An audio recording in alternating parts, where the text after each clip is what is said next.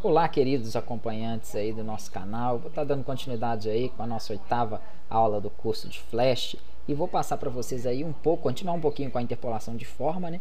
Não vou entrar muito em detalhes já que na aula passada eu mostrei. Vou mostrar nessa aula mesmo como que eu faço uma divisão de quadros, né? Aqui trabalhar com a minha animação dividindo corretamente os quadros chaves e trabalhar também, controlar aí o tempo dessa de execução, né, da minha animação.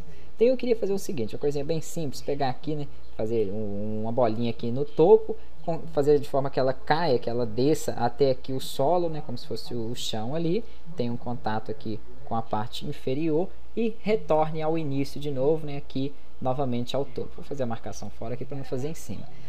Olhando assim parecia, né, seria três ações, três quadros chaves, uma para ela iniciar, outra com ela lá embaixo e outra aqui em cima. Se eu fizer dessa forma, eu consigo chegar no resultado em que eu quero, mas para fazer com a melhor perfeição, eu vou explicar para vocês aí como que seria dividido esses quadros chaves. Nesse caso ali eu usaria 3, mas nós vamos utilizar mais. Eu vou explicar para vocês entenderem aí o porquê, né, a importância de saber dividir a animação e utilizar os quadros chaves aí corretamente. Eu tenho aqui em cima a bolinha, vou fazer ela aí com a ferramenta elipse, deixa eu só refazer ela aqui, pressionar o shift para que ela saia perfeita. Eu estou utilizando uma cor gradiente, que é uma mistura de cores aí para criar o meu objeto. Já mostrei isso aí nas aulas iniciais, nas primeiras aulas, né, de início. Quem não viu, volta lá, dá uma pesquisada. Vou ampliar aqui um pouquinho o tamanho dele, pressionar o shift também para que não haja distorção no meu objeto, né, para que ele não achate. Usei a tecla Q, que é o comando para a ferramenta de transformação livre, para fazer isso aí. Então no primeiro quadro-chave ela está aqui no topo. Eu vou dar uma distância mais ou menos de 20 quadros chaves para que ela desça e caia até aqui, né, a parte inferior do meu palco de trabalho. Estou segurando o shift, a setinha para baixo, para descer ela aí de forma correta, para descer ela sem que ela vá para os lados, né, de forma aí vertical. Perfeito ali. Vou deixar ela aqui. Por que eu quero mais um quadro-chave aqui? Eu vou ter dois quadros-chaves. Um justamente onde a bolinha está e outro para que ela se encontre com o solo. Nesse caso eu vou dar mais uma distância mais ou menos de uns 5 quadros-chaves apenas. Porque eu queria que quando ela entrasse aqui em contato com o solo, com a parte de baixo do meu palco, ela se achatasse. Então nesse caso, para que ela não venha se achatando desde o início até o final, ela vai começar esse achatamento no quadro 20 até o quadro 25. Já vocês vão entender aí. Eu queria diminuir ela com as duas extremidades de uma só vez, por exemplo, daquele jeito ali. Para fazer isso, dimensionar qualquer objeto dessa forma, é só pressionar a tecla Alt. Aí ele vai dimensionar, né, nas duas extremidades na mesma proporção. E vou jogar aqui, por exemplo, tem que pensar no seguinte: para ela subir, chegar ao topo, ela deveria ir de uma forma mais lenta do que ela caiu. Nesse caso eu tenho uma taxa de quadros aqui, ó, que é 24 por segundo. Eu não vou mexer, esse é o padrão do Flash, né, 24 FPS, que é frames por segundo.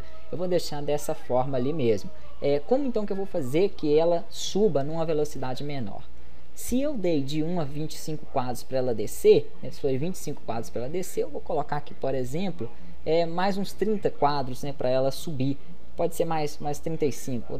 Vou colocar um outro quadro-chave aqui no quadro 60 e queria que essa bolinha chegasse aqui no topo com todo o intervalo de quadros. Como eu dei mais quadros, ela vai demorar um pouco mais para subir. Mas, poxa, eu já...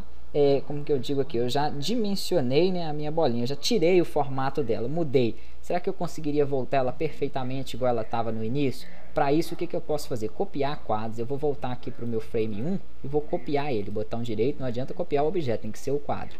Copiar quadros.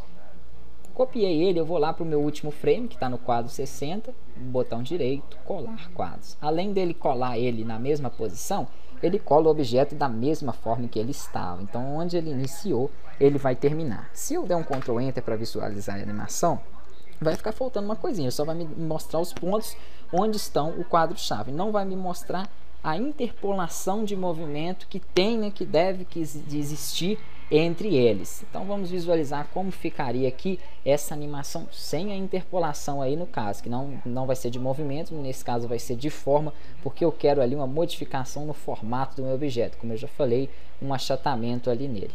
Tá um pouquinho lento aí, mas já vai dar início aí à execução, né, da apresentação. Então o primeiro quadro lá em cima, o segundo aqui embaixo, e aí foi, tá de forma bem grosseira, né, e tá rápido também os frames por segundo ali. O que eu vou fazer para melhorar isso aí? Colocar as interpolações em que eu mostrei na aula passada, que nesse caso vai ser uma interpolação de forma. Quem não assistiu a aula passada, assiste, senão vai ficar um pouco perdido aí. Coloquei as interpolações, vamos ver como que vai ficar agora essa animação. Então ela vai vir caindo, vai se achatar, né, quando estiver entrando em contato com o solo. Poderia ter até aproximado ali um pouco mais, porque ela já começa a ter um achatamento um pouco antes. Então tá aí a importância de entender, né, e saber como dividir os frames aí, né, os quadros chaves na minha linha do tempo. Espero ter ajudado. Na próxima aula a gente já continua aí com mais um tipo de interpolação. Então, quem gostou, clica em gostei, inscrevam-se no meu canal e continuem aí acompanhando as videoaulas desse curso de Flash. Até a próxima aula.